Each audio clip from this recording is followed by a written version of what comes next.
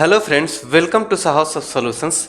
दोस्तों, जैसा कि सीरीज के पिछले वीडियो में हमने होस्ट लिस्टनर के बारे में देखा कि होस्ट लिस्टनर क्या होता है, किस तरीके से वेब पेज हमारे एक्टिविटी को लिसन करने लगता है।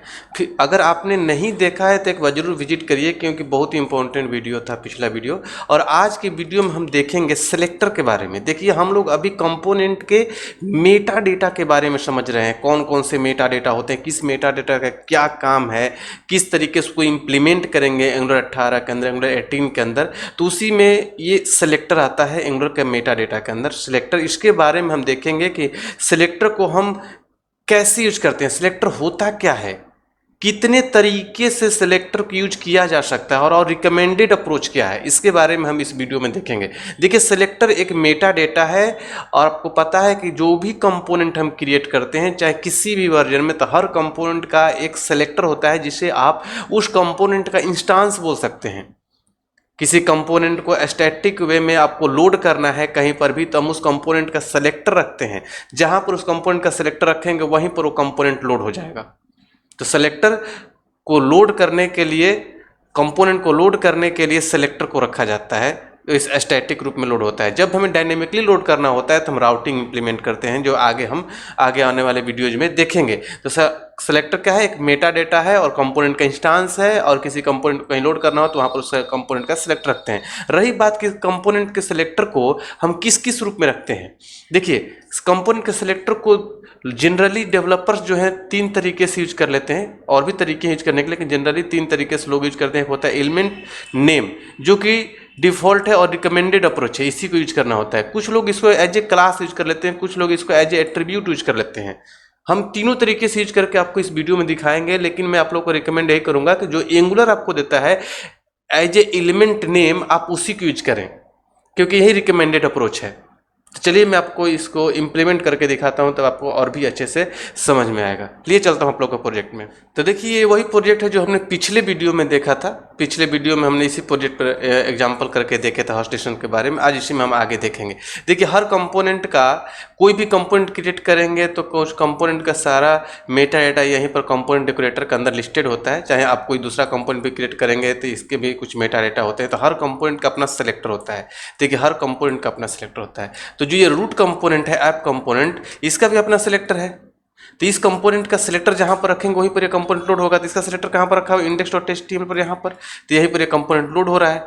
ठीक है, अगर आप ब्राउजर में जाकर देखते हैं तो ये आपको दिखेगा, लोकल होस्ट लिखिए और राइट क्लिक करके इंस्पेक्ट एलिमेंट करके देखेंगे तो यहाँ पर आपको दिखेगा ये ऐप रूट। देखिए, एज ए एलिमेंट, मतलब जैसे एलिमेंट होता है ना, हेड, बॉडी, H1 H2 जैसे एंगल ब्रैकेट के अंदर, उस तरीके से ऐप रूट भी एक एंगल ब्रैकेट के अंदर है, जो कि ओपनिंग टैग और क्लोजिंग टैग, इसी के अंदर पूरा का पूरा जो भी चीज़ें लिखेंगे, वेलकम टू साहस ऑफ सॉल्यूशंस, जो भी चीज़ है इसी के अंदर दिख रहा है। तो कहने का मतलब एज ए एलिमेंट के रूप में लोड हो रहा है, जो डिफॉल्ट रिकमेंडेड अप्रोच है। मतलब यही रिकमेंडेड अप्रोच है, आप इसी तरीके से लिखेंगे। कुछ लोग करते क्या हैं, जो लोग ज़्यादा jQuery पर काम किए रहते हैं तो उस तरीके से यूज कर लेते हैं, लेकिन आपको मैं रिकमेंड नहीं करूंगा, आप ऐसे नहीं करेंगे। तो आप लोगों को लग रहा होगा कि जब वो रिकमेंडेड अप्रोच नहीं है तो मैं लोगों को बता क्यों रहा हूँ। देखिए, बता इसलिए रहा हूँ कि मेरा टारगेट ये है कि वो कोड आपको कहीं मिले किसी प्रोजेक्ट में तो आपको कन्फ्यूजन ना हो, आप समझ जाए कि हाँ एक सेलेक्टर ही है, इसलिए बता रहा हूँ। लेकिन रिकमेंड करूंगा यही सिंटेक्स।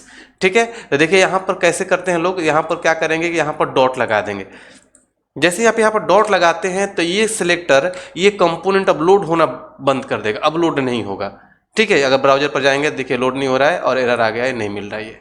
ठीक है, तो इसको लोड करने के लिए अब क्या करते हैं डेवलपर्स कि यहाँ पर जहाँ पर आपने सिलेक्टर लिखा था, जहाँ पर भी लिखेंगे, ठीक है, तो यहाँ पर इसको कमेंट करके इसको एज ए क्लास अब यूज कर लेंगे। यहाँ पर लिख सकते हैं class equal to app root.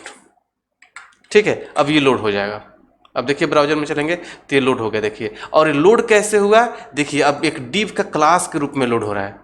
अगर यहाँ पर कोई देखे तो उसको समझ में नहीं आएगा कि ये क्लास का नेम है, CSS क्लास का नेम है, क्या है ये, एज सेलेक्टर समझ में नहीं आ रहा है। ठीक है, या फिर कोड में भी कहीं पर इस तरीके से यूज किया है मिलेगा तो हमें समझने में दिक्कत होगा। ठीक है, तो इसलिए रिकमेंडेड अप्रोच ये होता है। देखिए, दूसरा चीज, सिलेक्टर का नेम भी चेंज कर सकते हैं। ऐसा नहीं कि ऐप रूट लिखा है तो ऐप रूट ही लिखेंगे। आप यहाँ पर ABC ऐसे भी लिख सकते हैं, या फिर आप चंदन लिख दीजिए, कुछ भी ऐसे लिख सकते हैं। जो चीज़ यहाँ पर लिखेंगे वही चीज़ यहाँ पर आपको लिखना होगा। यहाँ पर आप लिख लेंगे जहाँ पर लिखना है, यहाँ पर तो यहाँ पर ऐसे लोड हो जाएगा। ये सेव करिए, अब ब्राउज़र में चलिए तो आपका ये भी लोड हो जाएगा। देखिए लोड हो गया। और अब यहाँ पर बताइए अब चंदन क्या है, कैसे पता चलेगा कि चंदन एक क्लास है कि सिलेक्टर है। तो इसलिए रिकमेंडेड अप्रोच नहीं है, लेकिन हाँ इस तरीके से भी लोड किया जा सकता है। अगर आप इससे इंटरव्यू में कोई पूछता है तब बताएंगे कैसे भी हम लोड कर सकते हैं। ये हुआ। दूसरा चीज़ कि अब इसको अब कर देते हैं, नेम चेंज नहीं करना चाहिए। जनरली चेंज करने का अप्रोच है, आप कर सकते हैं, लेकिन जनरली जो चीज़ें लिखा हुआ है ऐप लगाकर इस तरीके से यूज करिए। ठीक है, कहीं कहीं हमें चेंज करने की जरूरत पड़ती है, प्रॉपर नेम देने के लिए आप कर भी सकते हैं। ठीक है, दूसरा लोग क्या करते हैं कि यहाँ पर एज ए एट्रीब्यूट यूज कर लेते हैं, इसको ब्रैकेट के अंदर डाल देंगे। ठीक है, अब देखिए यहाँ पर ब्रैकेट के अंदर डाल देते हैं, फिर ये लोड होना बंद कर देगा। देखिए वो लोड नहीं हुआ, यहाँ पर नहीं मिल रहा है इसको। तो जैसे ही हम इसको एज ए एट्रीब्यूट यूज करेंगे तो फिर से लोड हो जाएगा। देखिए यहाँ पर कमेंट किया हमने, यहाँ पर div लिया और यहाँ पर ऐप रूट लिख दिया, तो ये फिर से लोड होना शुरू हो जाएगा। अब यहाँ पर क्लास के रूप में लोड हो रहा था, यहाँ पर एलिमेंट के रूप में, और यहाँ पर एज ए एट्रीब्यूट लोड हो जाएगा। चलिए ब्राउजर पे देखिए लोड हो रहा होगा। देखिए लोड हो गया ये, और यहाँ पर आएंगे तो देखिए यहाँ पर आपका div के अंदर app root as a attribute load हो रहा है। तो ये सोचने वाली बात है कि क्या अब यहाँ पर समझ में आएगा कि ये सिलेक्टर है, लेकिन हाँ किया जा सकता है। इंटरव्यू में आपको से कोई पूछे तब बताएंगे, या फिर ऐसा कोड कहीं मिल जाए तो आप कन्फ्यूज नहीं होंगे। इसीलिए मैंने आप लोग को बताया कि इतने तरीके से इसको यूज किया जा सकता है। तो यही चीज़ मैंने आप लोग को यहाँ पर बताने की कोशिश किया है कि इन तरीक़ों से हम सेलेक्टर को यूज कर सकते हैं। फिर भी आपके माइंड में कोई भी कन्फ्यूजन हो तो हमारे कमेंट बॉक्स में जरूर शेयर करिएगा, हम आपके कमेंट का रिप्लाई जरूर करेंगे। चैनल पर नए हैं तो सब्सक्राइब कर लीजिए और बेल के आइकन क्लिक कर लीजिए, ताकि आपको हमेशा अपडेटेड वीडियो सबसे पहले मिले। वीडियो को लाइक करिए, शेयर करिए दोस्तों के साथ। तो चलिए मिलते हैं अगले वीडियो में अगले टॉपिक के साथ। तब तक के लिए थैंक यू सो मच।